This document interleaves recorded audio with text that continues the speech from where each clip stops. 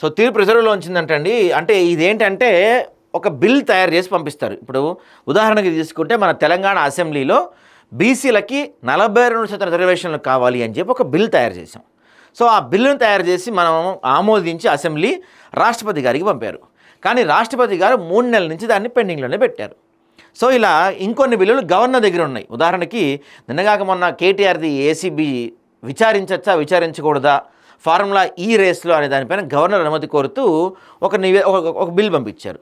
So దానికి కూడా permission రాలేదు. అట్లా అసెంబ్లీలు చేసిన చట్టాలు కావచ్చు, పార్లమెంట్ చేసిన చట్టాలు కావచ్చు, రాష్ట్రపతి కానీ గవర్నర్ కానీ ఒక నిర్దిష్టమైన గడువు అంటే 3 నెలల 6 నెలల ఈ టైంలోపు ఆ గడువులోపు ఆ బిల్లుకి అయితే మీరు ఓకే చేయాలి, బిల్ యాక్సెప్ట్ చేయాలి, లేదంటే బిల్లు తిప్పపించాలి.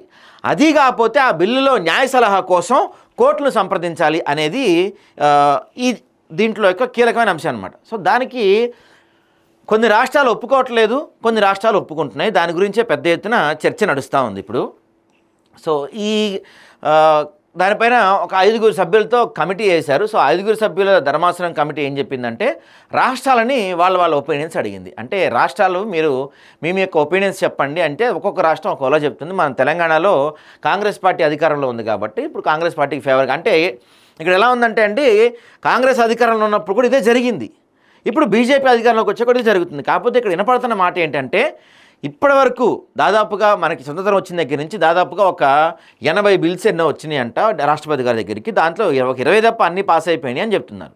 తమిళనాడులో నుంచి స్టార్ట్ అయింది గొడవ, అక్కడి నుంచి దేశవ్యాప్తంగా పాకింది. ఎవరైతే ఏ రాష్ట్రాల్లో అయితే బీజేపీ అనుకూల గవర్నమెంట్లు కావచ్చు, బీజేపీ పాలించే ప్రాంతాలు ఉన్నాయో వాళ్ళు మాత్రం ఈ బిల్కి వ్యతిరేకంగా ఓటేస్తున్నారు. ఏ రాష్ట్రాలు అయితే కాంగ్రెస్ పార్టీ కావచ్చు, ఇండియా కూటమి పార్టీలు ఉన్నాయో వాళ్ళు ఈ బిల్కు అనుకూలంగా ఓటేస్తున్నారు. అంటే గతంలో కాంగ్రెస్ ఉన్నప్పుడు ఇట్లానే జరిగింది, జరగలేదని ఏం కాదు. ఈ రాష్ట్రాలు ఈ రాష్ట్రపతులు గవర్నర్లు, సరే రాష్ట్రపతి గారిని మనం విమర్శించకూడదు కాబట్టి గవర్నర్ల వ్యవస్థ అనేది కేవలం ఒక రబ్బర్ స్టాంపుగా మారిపోయిందనే అపవాదు మనకి దాదాపుగా 1983 ఎన్టీ రామారావు గారు ముఖ్యమంత్రిగా ఉన్నప్పుడు ఫస్ట్ టైం ఆయన ఉపయోగించిన పదం అది. గవర్నర్లు కేవలం రబ్బర్ స్టాంపులుగా మారిపోయారు అనేది. రాంగా అది కొన్ని చోట్ల నిజంగానే కనపడుతుంది. ఎక్కడైతే ఈ గవర్నర్లు ఎవరు నియమిస్తారు, కేంద్రంలో ఎవరైతే అధికారంలో ఉంటారో వాళ్ళు ఈ గవర్నర్లు నియమిస్తారు.